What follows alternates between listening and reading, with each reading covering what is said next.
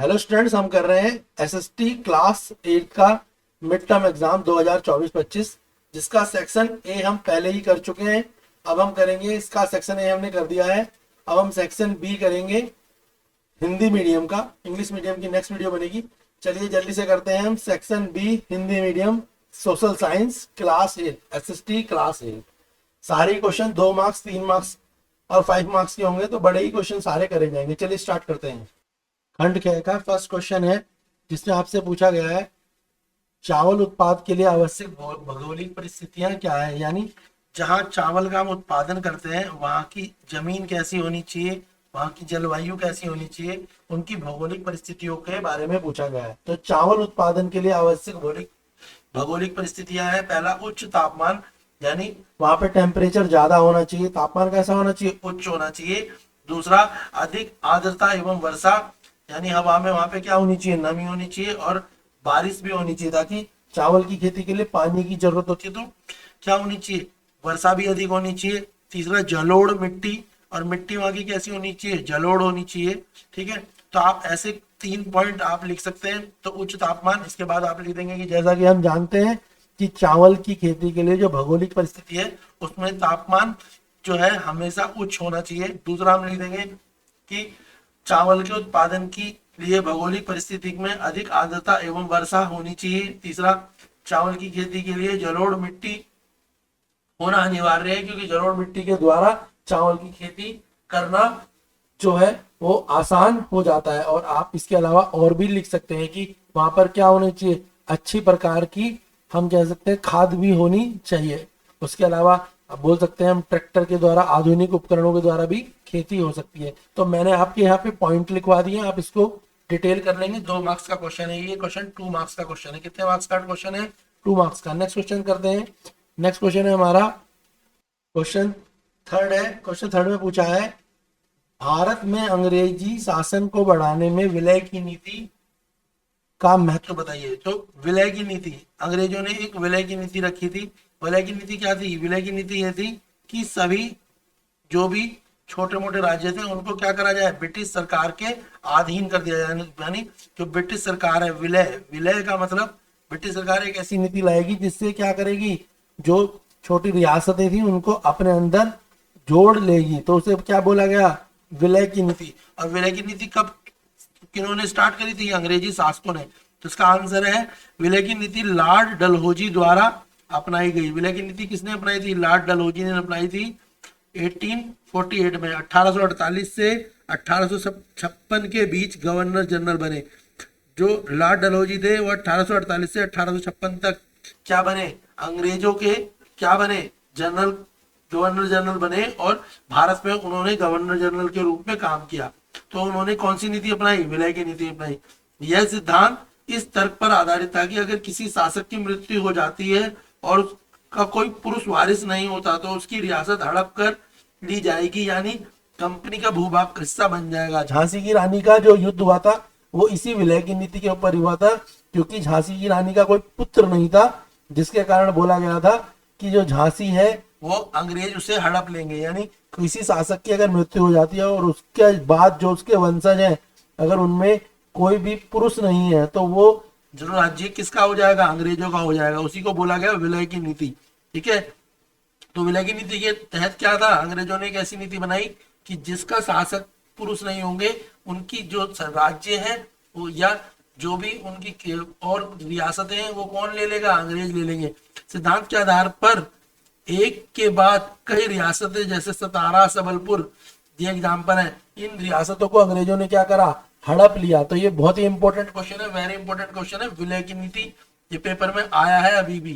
ठीक है, तो ये कल आपके पेपर में आने वाला क्वेश्चन है। तो विलय की नीति समझ गए कि विलय की नीति क्या है? ठीक है, अंग्रेजों के द्वारा ऐसी नीति बनाई गई। किन्होंने बनाई है? लॉर्ड डलहौजी ने बनाई थी। किसने बनाई थी भैया? लॉर्ड डलहौजी ने। भैया याद कर लेना, फिर मत कहना पेपर में सर आ गया हम कर नहीं पाए। 1848 में लॉर्ड डलहौजी ने ये नीति अपनाई। इस नीति के तहत क्या था? जो भी शासक के पुत्र नहीं होंगे तो उनका राज्य कौन हड़प लेंगे? उनका राज्य अंग्रेज हड़प लेंगे। क्वेश्चन नंबर 4 है, भारतीय संविधान में वर्णित मौलिक अधिकारों में से आपको सबसे प्रिय मौलिक अधिकार कौन सा है और कारण बताएं। तो हमारे को भारतीय संविधान ने क्या दिए हैं, मौलिक अधिकार दिए हैं। तो सबसे अच्छा मौलिक अधिकार जो है, हमें कौन कौन से अधिकार सबसे ज्यादा पसंद है? तो समानता का अधिकार, स्वतंत्रता का अधिकार, शोषण के विरुद्ध अधिकार, धार्मिक स्वतंत्रता का अधिकार, संस्कृति और शैक्षणिक अधिकार, संवैधानिक उपचार का अधिकार। तो ये कुछ मौलिक अधिकार है जो किसी को कोई मौलिक अधिकार पसंद है, किसी को कोई, और वैसे तो सारे ही मौलिक अधिकार हमें पसंद है। जैसे समानता का अधिकार क्या कहता है? समानता का अधिकार ये कहता है कि घर में और बाहर भी स्त्री और पुरुष दोनों को के साथ समान व्यवहार किया जाए और सब दोनों की एक समान रिस्पेक्ट की जाए। स्वतंत्रता का अधिकार, स्त्री और पुरुष कितनी भी कोई सी भी जॉब कर सकते हैं, कहीं भी घूमने जा सकते हैं, कहीं भी रह सकते हैं, स्वतंत्रता का अधिकार है। शोषण के भी अधिकार, जो घर में महिलाओं या लड़कियों के साथ शोषण किया जाता है वो जो है शोषण ना किया जाए, ठीक है, तो वो हमारे लिए शोषण अधिकार है। दूसरा, धार्मिक स्वतंत्रता का अधिकार, यानी हम किसी भी धर्म को मान सकते हैं, किसी भी धर्म में शिफ्ट हो सकते हैं या पूजा पाठ कर सकते हैं, तो ये क्या कहलाएगा? धार्मिक स्वतंत्रता का अधिकार कहलाएगा। तो मैंने आपको मौलिक अधिकार को पॉइंट बना दिए हैं यहाँ पे। तो पॉइंट क्या है ये रे? समानता का अधिकार, स्वतंत्रता का अधिकार, शोषण के विरुद्ध अधिकार, धार्मिक स्वतंत्रता, सांस्कृतिक और शैक्षणिक स्वतंत्रता। तो बेटा आप अपनी लैंग्वेज में लिख लोगे तो आसान रहेगा, क्योंकि मैंने पॉइंट्स में बनाया आपके लिए आंसर्स। चलिए नेक्स्ट क्वेश्चन करते हैं। क्वेश्चन 4 है क्वेश्चन, नेक्स्ट क्वेश्चन कर लेते हैं। नेक्स्ट क्वेश्चन है क्वेश्चन 5 है, नीचे एक काल्पनिक सांसद के आंकड़े की तालिका के माध्यम से दर्शाए गए हैं, उनके अध्ययन करके प्रश्न पूछे गए के उत्तर दीजिए। तो यहाँ पर कुछ काल्पनिक सांसद, यानी वो आप कह सकते हो कि सांसद नहीं है, बस उनके बारे में ऐसे ही बोला गया है। और कुछ क्वेश्चन दिए, जैसे विकास संघ में सांसदों की संख्या बोली गई है 32, व्यापार पार्टी में 33, संग्राम पार्टी में 05 और कुल 70 सदस्य। और इससे रिलेटेड जो क्वेश्चन है वो इस प्रकार है। तो क्वेश्चन जो हमसे पूछा है वो पूछा है, बहुमत के लिए कितने सांसदों की आवश्यकता है और सरकार बनाने के लिए किसी एक संभावना को व्यक्त कीजिए। तो देखिए इसका आंसर क्या होंगे? इसके आंसर होंगे बेटा, तो जो इसका आंसर होगा जो पूछा है, तो बहुमत के लिए 36 सांसदों की आवश्यकता होगी। और अगर हमें सरकार बनानी है तो क्या होगा? संभावना एवं भारतीय विकास संघ, दोनों भारतीय विकास संघ एवं भारतीय संग्राम पार्टी, तीनों पार्टियां आपस में मिलकर क्या कर सकती हैं? सरकार बना सकती है। तो क्लियर हो गया हमको। तो सबसे पहली बात, तो बहुमत के लिए हमें कितने सांसदों की जरूरत होगी? 36 सांसदों की जरूरत होगी। कितने की जरूरत होगी भाई? 36 सांसदों की हमें जरूरत होगी। और दूसरा, अगर हमें सरकार बनानी है तो हमें क्या करना पड़ेगा? हमें भारतीय विकास संघ और भारतीय संग्राम पार्टी, जो है विकास संघ और संग्राम पार्टी, दोनों को आपस में मिलकर, यानी संग्राम पार्टी और विकास संघ दोनों आपस में क्या करेंगी? मिल जाएंगी। देखो, तो जब दोनों मिलेंगी तो 32 सीटें इसकी, 5 सीटें इसकी, कितनी हो जाएंगी? 37 सीटें हो जाएंगी। और हमारे को सरकार बनाने के लिए कितनी सीटों की जरूरत है? 36 सीटों की जरूरत है। तो 36 सीटों में हमारी सरकार बन सकती है। तो विकास संघ और संग्राम पार्टी दोनों अगर मिल जाए तो क्या होगा?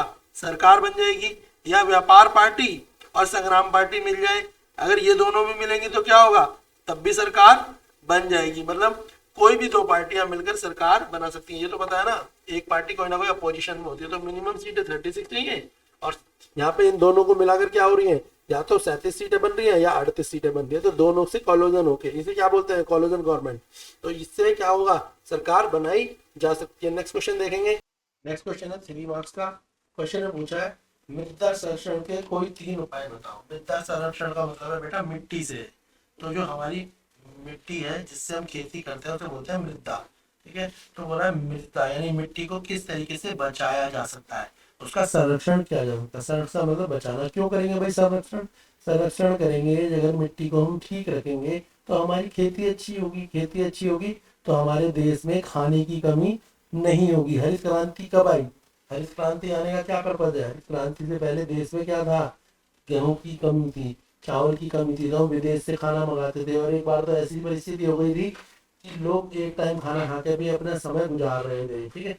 तो उसके बाद हरित क्रांति आई, जिससे काफी ज्यादा गेहूं की खेती होने लगी। और आज भारत जो है खेती बाहर भी, जो अपनी फसल है बाहर भी क्या करता है? ट्रांसफर करता है, यानी बेचता है। तो मृदा संरक्षण क्यों जरूरी है पता क्या? तो मृदा संरक्षण जरूरी है, तो बताओ मृदा संरक्षण को करने के लिए उपाय क्या है? तो पहला है मल्च बनाना। तो हम क्या करेंगे? मल्च बनाएंगे। याद रखना, पॉइंट लिखवा रहा हूँ, मल्च बनाना। दूसरा हम वेदिका फार्म करेंगे, और तीसरा हम समोच्च रेखीय जुताई करते हैं। इन तीन तरीकों से हम क्या कर सकते हैं, मृदा को बचा सकते हैं। तो पहला क्या भाई, मल्च बनाकर, दूसरा वेदिका फार्म से, और तीसरा समोच्च रेखीय जुताई। इन तीनों तरीके से हम क्या कर सकते हैं, मृदा का संरक्षण कर सकते हैं। 3 मार्क्स का क्वेश्चन है ये। तो अगर आप ये तीनों पॉइंट लिख के आएंगे और थोड़ी सी डिटेल लिख देंगे तो 3 मार्क्स आपके आ जाएंगे। मैं पॉइंटों में आपको इसीलिए लिखवा रहा हूँ। क्लियर है? नेक्स्ट क्वेश्चन देखेंगे बेटा। क्वेश्चन नंबर 8 में आपसे पूछा गया है कि निम्नलिखित पर संक्षिप्त टिप्पणी लिखनी है। आपको छोटी सी टिप्पणी लिखनी है। पहला, गठबंधन सरकार का निर्माण। तो गठबंधन सरकार के बारे में आप क्या जानते हैं, उसके बारे में पूछा है। तो गठबंधन सरकार और इसका मतलब समूह या दलों का तत्कालिक गठजोड़ से होता है। यानी जब सरकार में जितने भी जो राजनीतिक दल होते हैं वैसे तो सब अलग होते हैं, मगर जब उन्हें तत्कालिक गठजोड़ यानी जब उन्हें जरूरत पड़ती है तो क्या करते हैं, गठजोड़ कर लेते हैं। जैसे अभी चुनाव हुआ था, तो चुनाव में क्या हुआ, आम आदमी पार्टी वैसे तो कांग्रेस की विरोधी है, मगर जब देश का चुनाव हुआ तो आम आदमी पार्टी और कांग्रेस ने मिलकर चुनाव लड़ा। तो क्या है ये तत्कालिक गठजोड़ होता है। जैसे यूपी में कांग्रेस ने और समाजवादी पार्टी ने मिलकर चुनाव लड़ा, तो इसे क्या बोलेंगे, तत्कालिक गठजोड़। जब जरूरत होती है तो ये आपस में मिलकर क्या करते हैं, चुनाव लड़ते हैं, और फिर चुनाव लड़ने के बाद गठजोड़ भी कर लेते हैं। और कई बार अकेले अकेले चुनाव लड़ते हैं, मगर सरकार बनाने के लिए क्या करते हैं, गठजोड़ कर लेते हैं, आपस में जुड़ जाते हैं।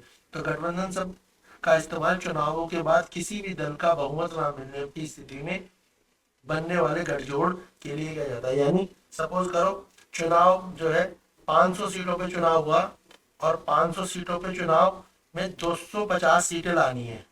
कितनी लानी है, 250 सीटें लानी है। और एक पार्टी है कांग्रेस, दूसरी पार्टी है बीजेपी, तीसरी पार्टी है समाजवादी, चौथी पार्टी है आम आदमी पार्टी। ठीक है, और कांग्रेस के पास आई सपोज 150 सीटें, बीजेपी के पास आ गई 180 सीटें, आम आदमी पार्टी के पास आ गई 30 सीटें, और जो सपा पार्टी है उसके पास आ गई 100 सीटें। तो क्या होगा, कांग्रेस या तो कांग्रेस किसके साथ जुड़ जाएगी, कांग्रेस आम आदमी पार्टी के साथ जुड़ जाएगी, 250 सीटें बना लेगी, या बीजेपी किसके साथ जुड़ जाएगी, बीजेपी आम आदमी के साथ जुड़ जाएगी। तो कोई सी भी 2 या 3 पार्टियां मिलकर क्या करेंगी, अपनी 250 सीटें पूरी कर लेंगी और वो सरकार बना लेंगी। तो इनको क्या बोलते हैं, इन्हें गठबंधन सरकार बोलते हैं। इसमें 2 पार्टी, 3 पार्टी, 5 पार्टियां मिलकर क्या करती हैं, बहुमत का आंकड़ा पूरा कर लेती हैं और सरकार बना लेती हैं। तो उसे क्या बोलते हैं, उसको बोलते हैं गठबंधन की सरकार। क्लियर है? दूसरा क्वेश्चन पूछा प्रश्न काल। दूसरा क्या पूछा आपसे, दूसरा आपसे पूछा है प्रश्न काल के बारे में। क्या पूछा है, प्रश्न काल के बारे में